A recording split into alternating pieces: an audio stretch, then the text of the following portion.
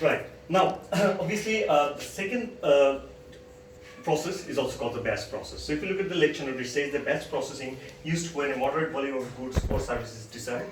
Also, it can handle a moderate variety in products or services. So from the name, you can definitely understand that we are calling or we are named it the batch process. So everything is done here in a batch. So obviously, I know that all of us know what the definition of the batch and what it says. That it says that here processing is used when a moderate volume of goods or services. So it is not like as low as job shop. It's a little bit higher than the job shop in terms of the volume. Right, the equipment need not be as flexible as in job shop, but processing is still intermittent. So here it says that obviously the equipment not need to be flexible as job shop, because we can see in the job shop it says that process flexibility is very high. We definitely not require that much of process flexibility, but still the process we can call the intermittent process, which requires a little bit of process flexibility or moderate amount of the process flexibility.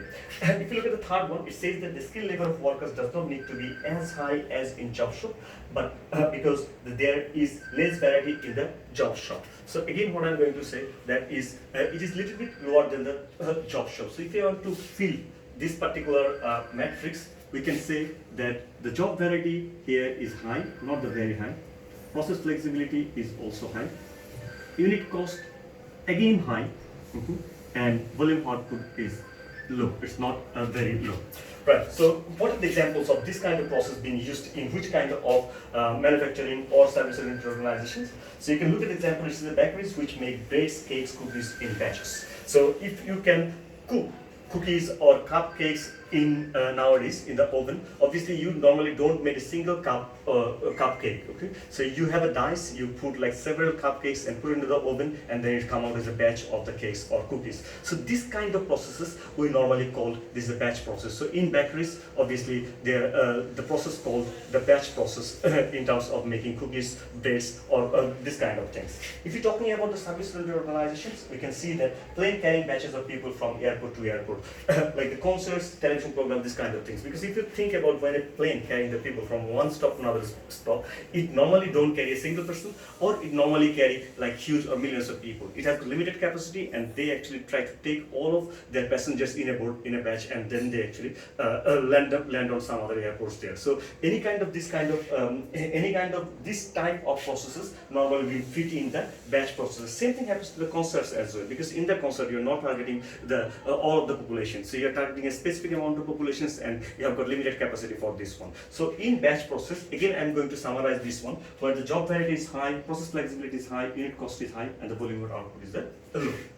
Now, third one, we call it the repetitive. Again, this particular name can give you some kind of idea that what kind of process it would be. It says the repetitive, that means the repetition is available there. So now, when higher volume of more standardized goods or services are needed, repetitive processing is used. Standardized output means only slight flexibility of the equipment is needed there. So what I can say is say the higher volumes. Now the volumes actually jump to the high level, and also you do not require that much of the process flexibility. So if you do not require that much of process flexibility, that means the job variety will be proportional to this one. So I can say in repetitive process, the job variety will be low, process flexibility will be low, unit cost will be low, and the volume of output will be high. So you might have slight flexibility, slight variety in terms of manufacturing the overall product. So that's why we said the low, but the volume of output is high, because we said that more standardized product is being required where repetitive process being used there. Give an example of this one. We say the manufacturing plants producing pencils, television sets, etc. So if you look at how the pencils or the television sets being manufactured, okay, you can definitely understand that it's an automation process, a repetitive process.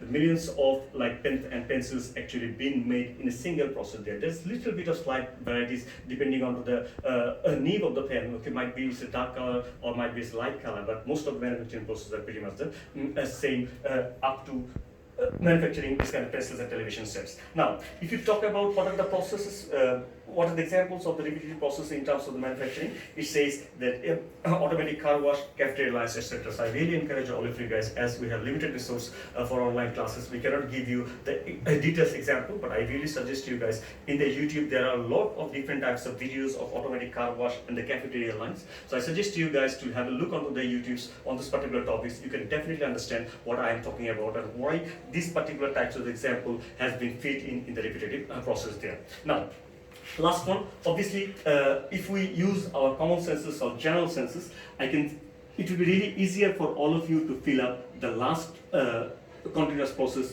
measurement of different types of determinants. So very high, high, low. So what would be the continuous process in terms of the job variety? Very low. So I just write very low. As job variety is very low, the process flexibility will be very low. Unit cost will be very low, and volume output will be very high. Now I want to show you the definition of continuous process.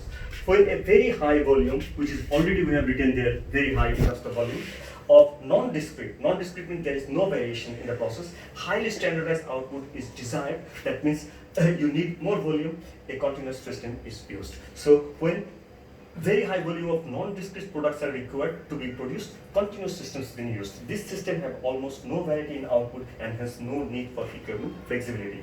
And highly specialized equipment can turn down the overall requirements of the expert worker there. So if you look at this one, as the job variety is very low, we do not require the process flexibility, which is again very low, unit cost is very low, and the volume of output is obviously very high. So if you found any kind of products has been manufactured by these different types of determinant, we can definitely say this is for the continuous process. Let's see the example. It says that factory produces sugar, flour, steel, and salt. So if you ever been to any sugar factory, any steel factory, or any salt factory, you say the process is absolutely single process. Okay, they put the raw materials inside the machine, and the outcome is actually coming out. So there is no disturbance. There is no need of process flexibility or equipment flexibility in terms of this kind of product produced. So that's why it calls the continuous process. It's continuously processing.